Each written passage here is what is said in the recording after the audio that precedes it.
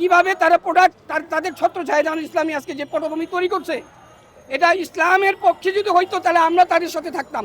তারা ইসলাম নাম টেক রাসূলুল্লাহ টেক লাগিয়ে তারা মৌদুদবাদী ইসলাম ব্যবহার করে রাসূল বিরোধী কাজ করতেছে বা করছে।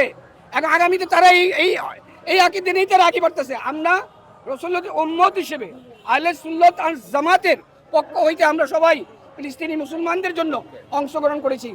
জামাত তো নিজেই তার নিজের উপরে নিচ্ছে, তারা নিজের বদনামটা নিজের গলায় নিচ্ছে। আমাদের সাথে তারা বিরোধিতা করছে, গাড়ির থেকে চাবি নিতেছে, জায়গায় জায়গায় বাধা দিচ্ছে। জামাত ইসলামী করতেছে এটা। এখানে বিএনপি আওয়ামী লীগ মুখ্য কোনো বিষয় না।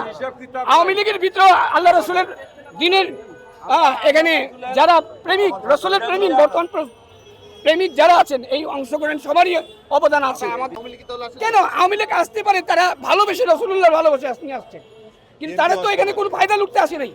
এখানে বিএনপিও আছে, এখানে আরো বিভিন্ন দল আছে, আসছে নির্দ্বিধায় আসছে এখানে, কিন্তু জামাত এটাকে নিগ্লেক্ট করতেছে। জামাত এটা নিগ্লেক্ট করতেছে। আজকে ফিলিস্তিনের যে মজলুম মুসলমানরা আজকে নিপীড়িত দেখতেছেন আপনারা। এই করে আমাদের ইন্ডিয়ার মধ্যে যে মুসলমানদেরকে মসজিদ থেকে বের করা হচ্ছে, মুয়াজ্জিনদেরকে হুজুরদেরকে ধরে ধরে মসজিদ থেকে বের করে দিচ্ছে, অনেক নির্যাতন করছে। তো আপনারা দেখতেছেন সোশ্যাল মিডিয়ার বিভিন্ন মাধ্যমে।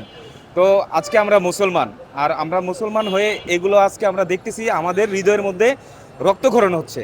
তো এই জন্য আমরা বাংলাদেশ আহলে সুন্নাত ওয়াল জামাতের উদ্যোগে পীর ওলামা মাশায়েখের সবাই আমরা সম্মিলিতভাবে আমরা উদ্যোগ নিয়ে আজকে এই সমাবেশে আমরা হাজির হয়েছি। হুমকি দেওয়া হয়েছে, অনেক কিছু বলা হয়েছে, অনেক কিছু বাতিলেরা অনেক কিছু বলছে, ওইগুলো আমরা শুনি নাই। আমরা কথা হচ্ছে, আমরা আশা ছিল এখানে আমরা একটা গণজামায়াত করব, তার জন্য আমরা এখানে আসছি। মাঝারে নেশা করে না, মাঝারে নেশা করে দেখেন আমরা এতগুলা লোক আসছি, একটা গাছের পাতা ক্ষতি হয় নাই। আর ওই দিন 12 তারিখে গণজামায়াত করছে, যে আপনার দেখছেন কতগুলা দোকানপাট ভাঙছে, অনেক ক্ষতি হয়েছে। আর আজকে আমরা অনেক মানুষ, তাদের থেকেও আল্লাহর রহমতে অনেক বেশি মানুষ আসছি, আমাদের দ্বারাতে একটা পাতারও ক্ষতি হয় নাই গাছে। বান্ডেল থাকলে প্রতি সেনমানিতে টাকা বাঁচবে। বিকাশ সেনমানি বান্ডেল কিনে জিতুন প্রতি লেনদেনে। তরিকা কোনোদিন কোনো দলের সাথে যুক্ত নয়।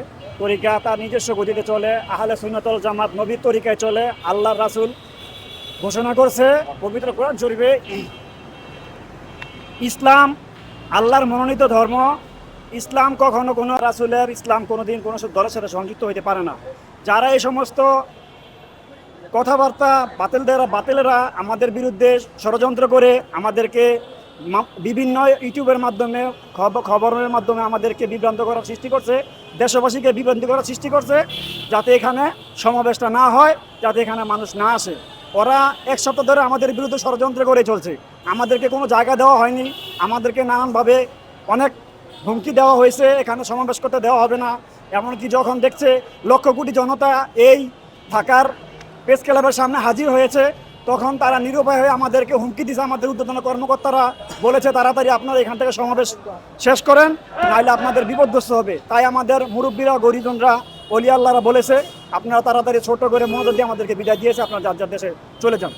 আমাদের নেতৃবৃন্দ এবং তৃণমূল পর্যায়ে একদম সর্বোচ্চ সতর্কতা জারি করেছে, যাতে কোনো স্বৈরাচার আমাদের ভিতরে প্রবেশ করতে না পারে এবং প্রবেশ করে যাতে কোনো ধরনের সুযোগ নিতে না পারে। সেজন্য যথেষ্ট পরিমাণে আমাদের নির্দেশনা দিয়েছে, কোনো যাতে স্বৈরাচারের দূষর আমাদের ভিতরে ঢুকতে না পারে।